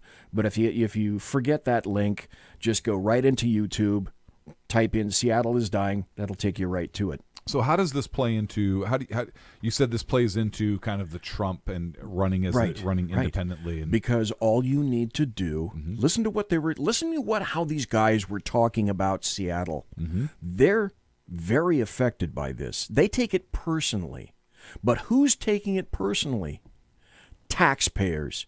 Now, substitute San Francisco for Seattle. Isn't it a beautiful town? Yes. No, it's a shithole. Literally. It is now. Substitute basically any leftist urban rat cage now, and the policies of the leftists that have created this kind of an environment. Yes. My point is this. There is the beginning of an uprising against leftists. They don't realize it. I don't think they have the ability to do any circumspection or self-examination. That capability is completely lost upon them. Seattle is a dump. Trump's shithole. San Francisco is a dump. It's a shithole. Los Angeles is a dump. It's a shithole. Yep. New York is about to go bankrupt. De Blasio is bringing it down. Finally, people are starting to back up. In Sacramento, where we are, we're 2 miles from the county courthouse. It's 2 miles west of us right here. The county courthouse is filled with homeless people that the city, because the county courthouse is in the city has allowed these people to absolutely explode. And the commonality about all of this is we've told people it's bad to feed the bears, but we're feeding the drug dealers, the mentally insane, the mentally deficient. We're asking them to come here. The greatest amount of welfare throughout the entire nation is congregated right here in the state of California. And these are the American taxpayers. When you have people that can't get into their small little businesses because you have Joe the drug dealer or someone who has spent the entire night shitting and pissing at directly on front of your door or on your steps, and this is what you do every day is you try to get that person to move. Kindly, sir, please would you move? And the person has fought you before, or you've called the police. In this documentary, what they've said is, in these situations, we've called 911. They go to a meeting of the board of the city of Seattle, the mayor, all the various council members, and they say, we have entreated you for years to do something about this. And you in this meeting, you just told us, call 911. We call 911, and the Seattle police come and respond, and they say, there isn't anything we can do. We've been told essentially to stand down. So here's what you need to do, citizen, taxpayer. You need to vote all of these people out. And in this meeting, citizens are telling this to the board, to the mayor, to the council. The police are telling us to vote you out because they're saying our hands are manacled with our own handcuffs. We can't do anything about this. There's another person in this documentary who was a police officer, who was a friend to all of these people, who had finally gotten to the point after 20 years of putting up with this crap where he said, I'm done. I'm done. I'm done with this. I don't see myself making a difference anymore, and when I'm not making a difference, I finally realize that it's time to leave. Now, the dovetailing of all of this is, if this is happening in Seattle, then you know that people in the city of Sacramento are starting to think the same thing. Why is the police department allowing vandals to key our cars? I don't think they're there yet. They may not be there, but some people are thinking this. Well, what I'm saying is this. I believe this is an emerging amount of pushback. It's in Seattle. I think it's in Los Angeles. I think it's in San Diego. I think it's in some of the surrounding cities. Oakland. Riverside, Oakland, San Francisco, where people who are paying taxes are saying, what are the results? What are we seeing? You're paying more for the cleanup of shit and piss than you are if somehow you were able to get housing for these people or to take care of their genetic problems, their mental deficiencies, their drug habits, etc., that you're enabling. Have you seen, and I bet you have, Clint, have you seen the video of an average citizen walking down an extended hallway in the BART area in San Francisco, where that hallway is littered with human refuse, with needles sticking out of their arms, some of them standing vertically on the nod in puddles of piss and shit, syringes littered everywhere, and there are people in this video that are saying, I can't have my children here. I can't have my future here. I can't take my children out anymore. What kind of an environment is this? My point is, I believe this is an emerging amount of pushback, and these are people, if somehow you were to free them from whatever constricture that they feel in identifying with just Republicans, because here's the tie-in. Because Republicans are bad. They're evil. And I can't let people see that I'm going to align myself with a Republican. And because this is all Democrat created, I can no longer embrace them anymore. Give me an outlet. Give me a chance. Give me an ability to feel more comfortable going with this. I think you could take advantage of this. I think so too. And this isn't that there are no other political parties out there, because there are. There's the Libertarian Party, and there's the Peace and Freedom Party, and there's the immaculate Communist Party. The immaculate Green Chocho Party, or whatever else there is. The Hubcap Flackbait Party. Yes, there's a bunch of them out there. So it's not that there are not other parties that people can affiliate with, but if Trump were to be part of another party and the things that he has accomplished, I think now you have somebody in a significant position who's a different party, who could be that out, where people would be more likely to say, aha, I have a viable third party candidate. This isn't the Libertarian Party candidate who's not going to get one electoral vote. This is a legitimate third-party candidate who is president of the United States right now, who is seeking re-election. And yeah, you're not talking about Gary from the Libertarian Party anymore. I think what would happen is you would feel, because that's the reason why people don't vote third party now, or a lot of yeah. people don't vote third party now. Well, and they would feel, people have a fear now of being, it went from a noun to a verb. People would feel like they could potentially be Perot'd. Yes. From Ross Perot. But I think that folks would also discover that this could be, it's like removing the yoke from the shoulders. Mm-hmm. It's liberating. They're becoming unencumbered. It could be very liberating for them. Unencumbered. Unencumbered. That's a great word. De-yoked. De-yoked. You could be woke and de-yoked. And that they would potentially understand that they have the freedom to act and vote in the way they really want to, and they wouldn't have to face consequences at work for a third party, privately, for a third party candidate who could win. Yes, but that's why I think the argument would be he's still a Republican, because that's all they would have to say. That's all they would have. And yes, that would occur. But I could also see a very ready, because it's going to be about Trump. And his ready response, and you have to make sure that if he goes this route, that he has to have all these responses preset in terms of, just like the Democrats, I gave the Republicans the option of running with me, and they ran against me. As a matter of fact, they even ran against me before I was not. Before, I didn't leave the party. I was the just party a left president. me. That Ronald Reagan. Yeah, somebody pointed that out earlier in the chat room, I think. It's just, even before I was the nominee, people were attempting to sink me. Then I was the elect, people were trying to sink me. Now I'm the official president, people are trying to sink me. And a lot of those people are Republicans. I think that's a ready argument that you could use for both sides, Democrat and Republican. If he runs third party, and if he wins,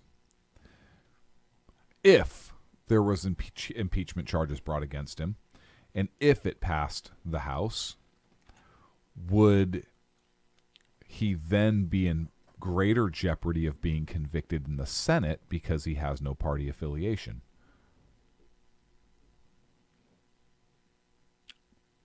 Potentially, but we know how things can change when you have a great number of people moving in one direction. Yeah, and how many of those people would lose their seats to now the Clint-esque Republican Party? If you change that, I mean, this could potentially be, and that's why I initially said it could easily be a month or two, or maybe more, before people organize to the point where they can unify a cohesive pushback against what he's trying to do. There's so many places, I submit, and so many options available. I submit that I don't think they could all agree on that. I don't either. And I submit that you would see the outcropping of a third party, whatever party, or the growth of an existing party if Trump went with that. I think you would see that party outgrow the Democrat and the Republican Party. I think you would start seeing within the next couple election cycles, I think you would start seeing more of, we'll call it federal because we went with that earlier. You would see members in the House of Representatives who are Republicans, Democrats, and Federalists, Clint-esque Republicans, Democratic Republicans, whatever they are, and in the Senate. And I think eventually that party, that will be the party of mainstream America, and you would see the Democrat and the Republican Party having to do some serious soul searching, and it may be the death of both parties, and it could be the death of the party system, period. But that's what I truly think would happen. Okay. But let me throw this out as well. I think the people that voted for Trump in 16 are going to do the same thing in 20. For the most part, yeah. Plus. Yep. I think the people on the Democrat side who Brandon Straka brilliantly identified, and then he's giving them the opportunity to, what he does, I think, is a mastermindish kind of thing. He doesn't make their story for them. He gives them the opportunity, make a video, tell me why you walked away, and personalize it for yourself. Now post it on your site. He's got hundreds and hundreds of videos. Black Americans, pink, purple, burnt umber, melanin count doesn't make a difference. Male, female, LGBT, it doesn't make a difference. Then you've got to factor in the people that have walked away. Mm-hmm. Then you've got to factor in the people that have decided Blexit, screw it. Then you've got to decide the people that have gone Jexodus or Jewit, or Jexit, I should say. Yeah, apparently the Democrats are attempting to go out of their way to offend the Asian contingent. Okay, they'll come up with a hashtag themselves, but now you have another order of people who are upset with the way things are. They're not looking kindly upon the Democrats. Yeah, they're moving over to the Republicans, but I think younger folks are not nearly so concerned with the donkey or the elephant. They're looking more for a philosophy. Mm-hmm. Then you throw in the people who bear the brunt, the physical, fiscal brunt of putting up with all this leftist bullshit. And they're offended because they're watching their neighborhoods, something that directly affects them. Their quality of life is plummeting. You got to see this. Seattle is Dying. Great documentary. And you throw those people into the mix as well, because you and I both know, we talked about this at lunch. Do you, Clint, think that the leftists in the Democrat Party have the ability from now until 2020 to stop continuing pushing left? No, I think they have no choice. I think they're committed at this point. I don't think they can't go back. They cannot. They are so committed with the candidates that they have that have announced that are running, and with their statements that they've said. They are committed to this hard left. I mean, you may get a moderate in there, maybe, but I think that at this point, the candidates that are in and really being talked about, they're so committed that there's no way to back out. And I think now would be the perfect time for Trump to pull that third party. Dave in chat just said the accountable party. That ain't bad. Yeah, TAP. That ain't bad at all. I'd say the People's Party, but that's too communist. That's a little too red. Maybe like the People's Worker Party. What did the Monty Python bit go? The People's Workers Socialist Coagulation, blah blah blah blah blah party. Let me throw this out there, and I've said this before. I'll say it again in, I swear, a minute or less. Yeah. I'm not that great a social conservative. I'm a hardline military conservative. I'm a hardline fiscal conservative. Mm-hmm. I'm a hardline history conservative. I'm a hardline budgetary conservative. I'm a constitutional conservative. I'm a Bill of Rights conservative. And I really didn't consider much about abortion until, just like Donald John Trump, the guy with the dead orange cat on his head, pulled me to him, and then I stayed with him because the more he was assaulted on every front, I finally realized they're not assaulting him. They're assaulting me. Mm-hmm.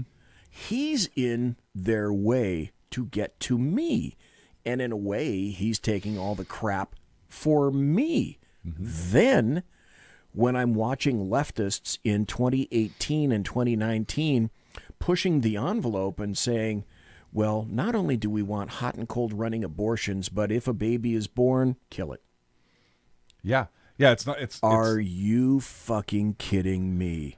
You wanted to make an pro-life person out of me? You wanted to make Abortion, a big issue with me now? Yeah, you've pulled me into that camp. Screw that. That's... How can anyone in any form of conscience, with any form of conscience, consider remotely that's infanticide? Mm-hmm. How can a society continue when they embrace infanticide? Who embraces infanticide? Leftists and Democrats. That's just insane. And that's another issue that's going to pull people away. There's people are talking about a bunch of party names here in the chat room. How's about the Federal Union Constitutional Party, the fuck party? Yeah, Federal Union constitutionally, we have to have constitutionally kick ass. Okay, all right, okay, just like the Shad Show, right. The Dave Milner makes a Monty Python reference, the Party of Silly Walks, stolen from the Ministry of Silly Walks from Monty Python.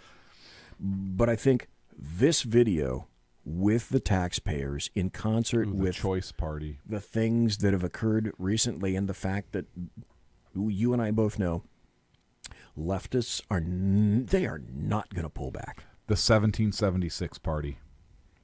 And the Party of 1776. Okay. I like that one. Okay. And we know that some losing piece of tripe like Jeb Bush is not going to go anywhere. I have a brilliant idea. Okay. Another brilliant idea. Actually, I want to capitalize on my brilliant idea we've been talking all show about. You know what we might have to do? What's that? Trademark my idea. You were talking about marketing. Yeah. After the show, maybe you and I need to sit down and try to figure out a logo for this and somehow see if we can summarize graphically what you said. I think it might be able to be done. It will take some clear thinking, but if Brandon Straka can start a hashtag, the right one, why can't we? So how about this? We're talking about what to name the party Trump could run as. About it. What about if Trump just went undeclared?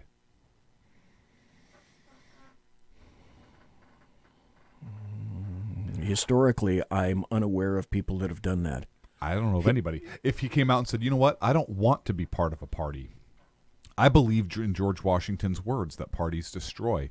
I believe George Washington when he warned us against parties, and this is why. Look what's happening to me. Look what the Republicans are doing. Look what the Democrats are doing. Look what party has done to us. I refuse to be aligned with any party. I am undeclared. Of the two, I would prefer something that people could hang a hat on. Yeah, but that's what's gotten us in trouble. Because even if that party got so big, that still becomes a party unto itself. And eventually, at some point, we know history repeats. Eventually, at some point, we get to where we are today. So we always lecture people about paying attention to history and learning from history and making sure history doesn't repeat. So why advocate President Trump take a party at all? I submit that he should just run. Could you get away with calling it the undeclared? I wouldn't call it anything. I am undeclared. I'm not a member of any party anymore because look what party politics has done to this country. I want to bring people together.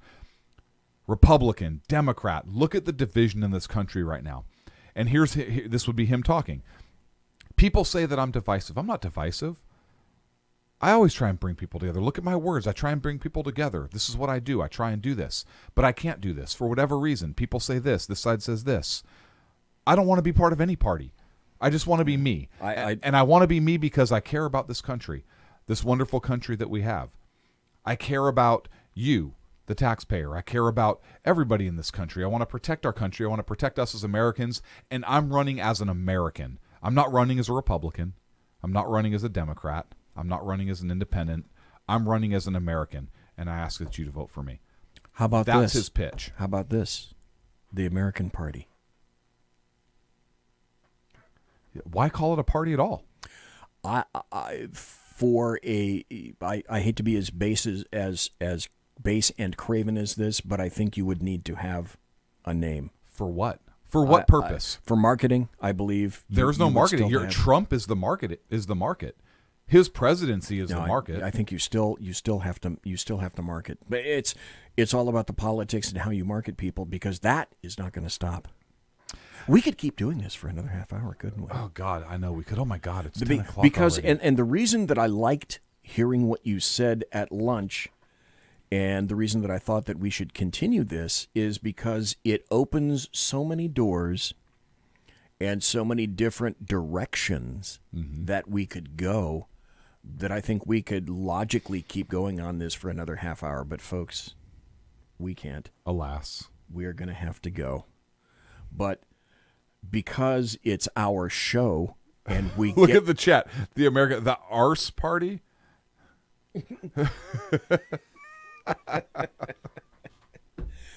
And I think Kaiser and Thanks, Mike Dave. just lost out. Could have been here. Could have had some fun. I also enjoy the fact that riffing on this show it's what we do. It's freestyle. The Talon party. I kind of like that too. I might have to figure out a graphic. You know what? To do something like that. Look, SHR Media, the Chat Show, freestyle radio at its best. Yep.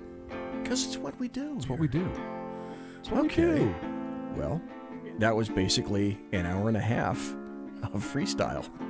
About a half hour of talking about trains and lunch. No, that was 15 minutes, and then we had 15 minutes of Beto. Yeah, Beto, that's right. Yeah. And then the rest was freestyle about the future of this party. I'm going to be here tomorrow night. I'm going to have Alan Thomas, UFO, Bigfoot, Sasquatch investigator on. We'll be back, the Sackheads Against Tyranny, next Wednesday. Sackheads Clint, right there, and Sackheads BZ. Folks, have a great night. Thank you very much for listening and watching. SHRmedia.com. God bless. Take care. Be safe.